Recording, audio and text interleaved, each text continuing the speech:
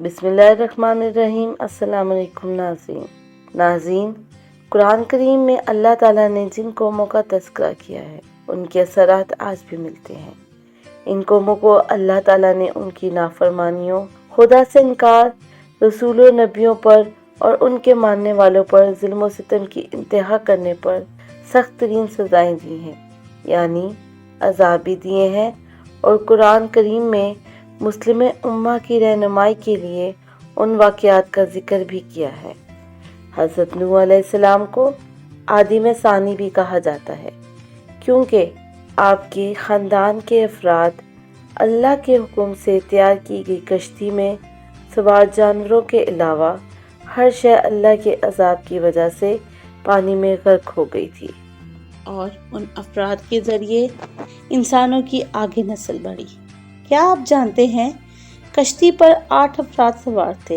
एक हज़रत नूह अलैहिस्सलाम, आग की हेलिया, 3 बेटे और बहुएं, और बाकी तमाम मुख्तलिफ इक़साम के जानवरों की जोड़ियां थीं।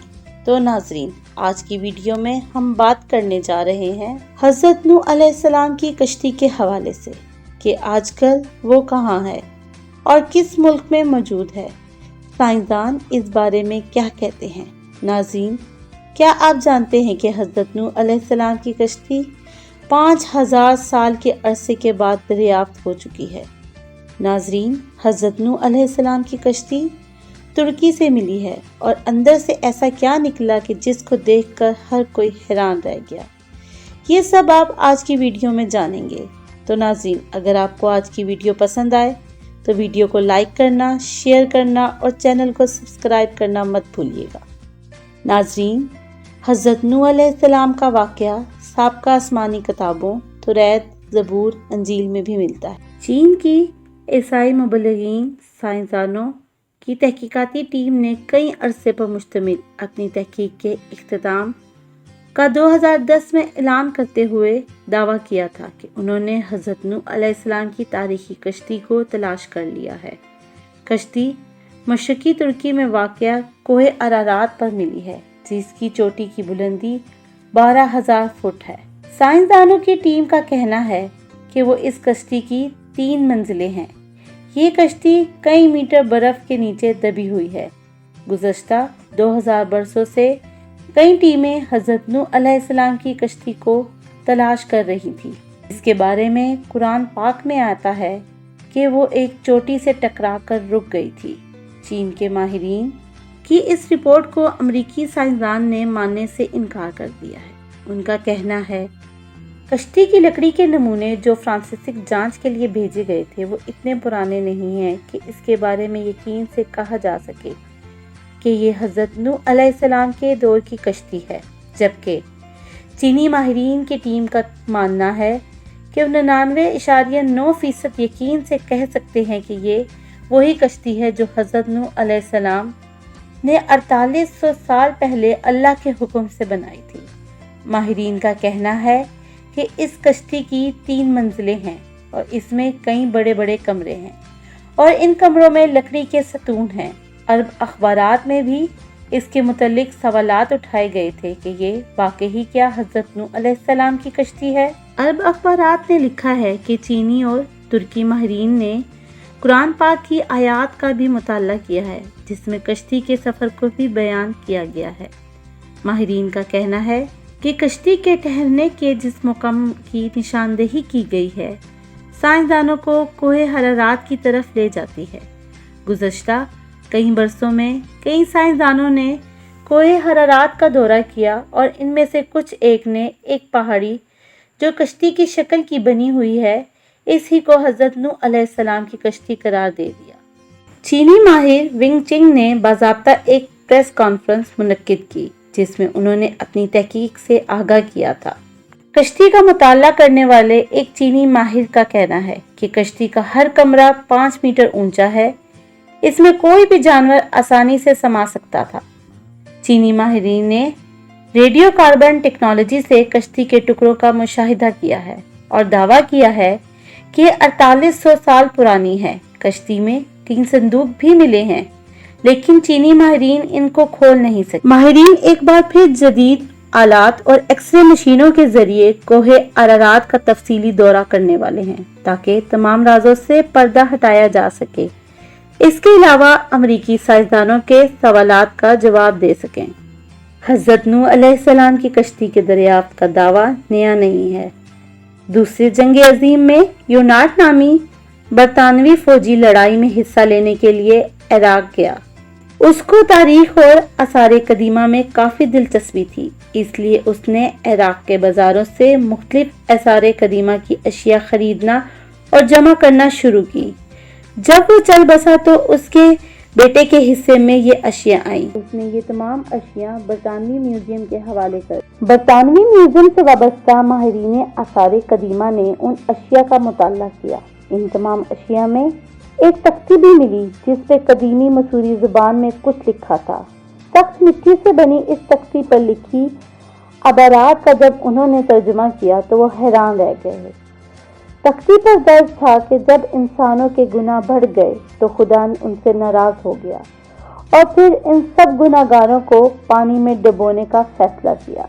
تب فرشتوں نے وادی تطہیر اور وادی فرات میں موجود ایک نیک انسان یعنی حضرت نوح علیہ السلام تک یہ پیغام پہنچایا کہ ایک وہ کشتی تیار کریں اور اس میں نیک لوگوں کے علاوہ تمام جانوروں کا ایک ایک جوڑا بھی سوار کر لیں۔ اس تختی میں کشتی کو اتنا بڑا بنایا گیا ہے کہ وہ فٹ بال کے ایک اسٹیڈیم کے برابر تھی۔ ماہرین نے اندازہ لگایا کہ یہ تختی 4000 برس پرانی ہے، یعنی حضرت عیسیٰ علیہ السلام سے 200 برس پہلے کی ہے۔ اس طرح طوفان نوح کا ایک اور ٹھوس ثبوت دنیا کے ہاتھ بہت پہلے ہی لگ چکا ہے۔ عام طور پر دوسرے مذاہب خصوصاً اسلام کے منکرین ان واقعات کو ثانوی قصہ قرار دیتے ہیں۔ یہ تمام ثبوت ان کی آنکھیں کھولنے کے لیے کافی ہیں۔ اس تختی پر یہ بھی لکھا ہے کہ نوح کی کشتی آج کل کی کشتیوں کی طرح لمبی نہیں، یہ بیضوی یعنی انڈے نما تھی۔ اس زمانے میں دجلہ اور فرات میں اسی طرح کی کشتیاں چلتی تھیں۔ کشتی کے ٹھہرنے کے مقام کے بارے میں قرآن مجید میں سورہ ہود کی آیت نمبر 44 میں بتایا گیا ہے کہ کشتی ایک بلند مقام یعنی جوتی پر جا کر رکی تھی۔ عراق اور شام کے قدیم باشندے بابل کے دور میں یہ سمجھے تھے کہ کشتی کوہ ارارات پر رکی تھی۔ یہ مشہور پہاڑ جزیرہ ابن عمر کے قریب واقع ہے۔ یہ مقام بھی اب ترکی کے حصے میں ہے، تاہم عراق کی سرحد سے اس سے منسلک ہے۔ مسلم سائنسدانوں اور تاریخ دانوں نے کوہ ارارات ہی کو نوح علیہ السلام کی کشتی کا ٹھہراؤ کا مقام قرار دیا ہے، اس لیے یہ پہاڑ مسلمانوں میں کوہ جودی کے نام سے مشہور ہو گیا۔ تاہم عیسائی مبلغین کا کہنا ہے کہ کشتی کوہ ارارات پر جا کر رکی تھی۔ یہ پہاڑ ارمینیا اور ترکی کی سرحد پر ہے۔ ارمینیا میں 30 عیسوی میں ہی عیسائیت کو سرکاری مذہب قرار دیا تھا۔ اس لیے کہا جاتا ہے کہ اس ملک کی اہمیت بڑھانے کے لیے کوہ ارارات کو ہی نوح کی کشتی کا مقام قرار دیا گیا، اور اب سائنسدانوں اور ماہرین نے اس کشتی کو اسی مقام پر تلاش کرنے کا دعویٰ کیا ہے۔ کوہ جودی یعنی کوہ ارارات وادی دجلہ اور فرات کے قریب واقع ہے، جبکہ کوہ ارارات اس وادی سے کئی سو میل دور واقع ہے، اس لیے اس دعوے میں الجھن پائی جاتی ہے۔ حضرت نوح علیہ السلام کو آدم ثانی کے علاوہ شیخ الانبیاء ہونے کا لقب بھی حاصل ہے، کیونکہ وہ پہلے پیغمبر ہیں جو انسانیت کی طرف بھیجے گئے۔ قرآن مجید میں حضرت نوح علیہ السلام کا ذکر 73 مرتبہ آیا ہے۔ ان کی عمر 900 سال تھی۔ حضرت نوح علیہ السلام موجودہ عراق میں آباد ایک قوم کے پاس نبی بنا کر بھیجے گئے تھے۔ جب بہت زیادہ واضح نصیحت کے بعد بھی قوم نے سرکشی نہ چھوڑی تو اللہ تعالیٰ سے آپ نے اپنی قوم کے لیے عذاب مانگا۔ اللہ تعالیٰ نے آپ کو ایک کشتی بنانے کا حکم دیا۔ 200 سال کی مدت میں کشتی تیار ہوئی جس کی لمبائی 300 گز اور چوڑائی 50 گز اور اونچائی 30 گز تھی، جبکہ جب عذاب آیا تو آسمان سے مسلسل بارش ہونے لگی اور زمین سے چشمے ابلنے لگے، ہر شے غرق ہو گئی۔ حضرت نوح علیہ السلام کی کشتی 6 ماہ 8 دن پانی پر تیرتی رہی اور 10 محرم الحرام کو جودی پہاڑ پر جا کر ٹھہر گئی تھی۔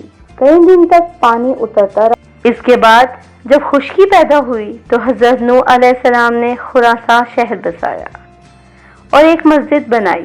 حضرت نوح علیہ السلام طوفان کے بعد صرف 7 برس زندہ رہے اور ان کا مزار آج بھی لبنان میں موجود ہے۔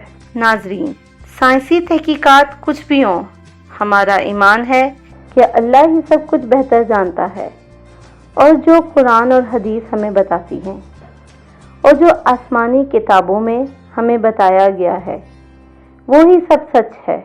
تو ناظرین، ہمیں یہ دعا کرنی چاہیے کہ ہمارا خاتمہ ایمان پر ہو۔ آمین۔